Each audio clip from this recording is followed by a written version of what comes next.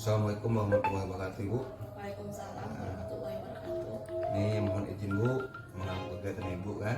Ya, nggak apa-apa. Jadi di sini Bu, saya perkenalkan Bu, nama saya Nur Aman Lestari. Ya, Saya ini calon guru penggerak angkatan ke-9 dari SD 10 Mata Dua Bu. ya, Jadi ini bersama Ibu Aprianti SPD Bu ya.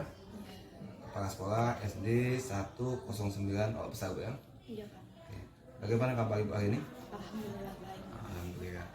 Jadi mohon izin Bu, ini ada beberapa pertanyaan yang ingin saya tanyakan ke Ibu berkaitan dengan tugas saya sebagai CGP di angkatan 9 ini Bu, yaitu berkaitan dengan modul 3.1 itu pengambilan keputusan berdasarkan ajas kebajikan Ibu ya. Ya, Oke, kita mulai ya. ya, Ini Bu, ada pertanyaan pertama.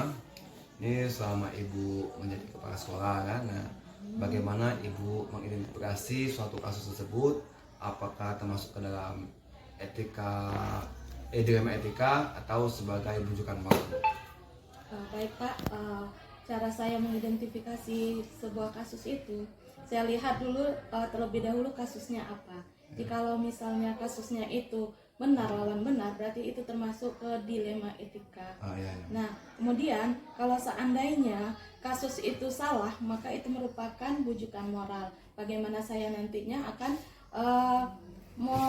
menyelesaikan kasus tersebut gitu. Oke. Ya, kadang kalau misalnya kasus itu kan memang Pak, kita itu kan sering, apalagi yang perempuan itu Pak, sering main perasaan gitu, Pak, iya, Bu. bawa perasaan. Iya, Jadi iya. misalnya kalau misalnya ada misalnya satu kasus muncul, yang ini benar, yang ini benar, jadi itu kan timbul dilema dilema etika ya. iya, dilema etikanya Oke. gitu. Nah, jadi ya harus diidentifikasi dulu Pak kasusnya apa gitu. Ya, betul Pak. Oke Bu. Jadi Bu, ini yang untuk pertanyaan kedua Bu, selama ini kan sama Ibu sebagai kepala sekolah, bagaimana Ibu menjalankan ada mengambil keputusan sekolah Ibu kan, terutama yang ini yang Ibu sampaikan tadi, kasus yang sama-sama benar Bu. Yang satu benar, yang satu benar Bu. Nanti kan seperti dalam etika, bagaimana cara Ibu mengatasi Bu? Cara saya mengatasi yaitu Pak, yang mempertimbangkan dampak dari kasus tersebut. Kalau misalnya saya mengambil keputusan A ini, gimana dampaknya ke depannya? Kalau misalnya saya mengambil keputusan B ini, bagaimana dampak ke depannya gitu. Oke, harus dipertimbangkan Iya. dulu dong. Ya. Oke, bisa melalui diskusi dengan kawan sejawat ya. Iya, melalui diskusi, kemudian kita kumpulkan misalnya rekan-rekan guru itu Pak, rekan-rekan guru, jadi gimana bagusnya gitu kan, Ya. diambil dulu masukan-masukan dari guru-guru tersebut Oke. gitu. Kemudian Bu, di dalam kegiatan tersebut langkah-langkah apa yang biasa Ibu lakukan selama ini? Yang biasa saya lakukan yaitu Pak, musyawarah dengan teman sejawat. Sama Kemudian juga mengajak guru-guru itu diskusi tadi, Iya. seperti yang pertanyaan Bapak sebelumnya tadi, mengadakan musyawarah, kemudian mengajak diskusi, bagaimana bertukar pikiran, bagaimana cara kita untuk menyelesaikan kasus tersebut gitu. Ini nanti keputusan yang Ibu ambil bukan keputusan sepihak Bu, ya, keputusan Iya. sama-sama Bu ya. Iya. Kemudian sih Bu, hal-hal apa saja yang sama ini Ibu anggap efektif dalam pengambilan keputusan pada kasus dilema etika Bu? Ya. Jadi di sini pelanggaran, kalau setiap ada kasus itu tidak harus diapakan dengan hukuman. Oh gitu, iya, Pak. iya. Nah, jadi di sini pelanggaran hukuman itu jadi stop. Saya bingung, Pak. Ini nih kok tidak nyambung ya? Hal apa saja yang selama ini Anda? Baik Ibu, kita memasuki pertanyaan selanjutnya Bu. Ini kan hal-hal apa saja yang selama ini sudah Ibu lakukan dalam pengambilan keputusan yang kasusnya dilema etika Bu? Begini Pak. Cara saya itu yang pertama, saya harus mencermati dulu kasusnya apa. Ya. Jikalau seandainya itu tidak melanggar hukum, maka saya akan mengambil keputusan langsung gitu Oke, Pak. pada hari itu Bu ya. Iya, pada hari itu. Oke. Kemudian di sini Bu, ini hal apa saja yang selama ini merupakan tantangan? Karena kita tahu Bu, dalam mengambil keputusan pasti ada tantangan Bu ya.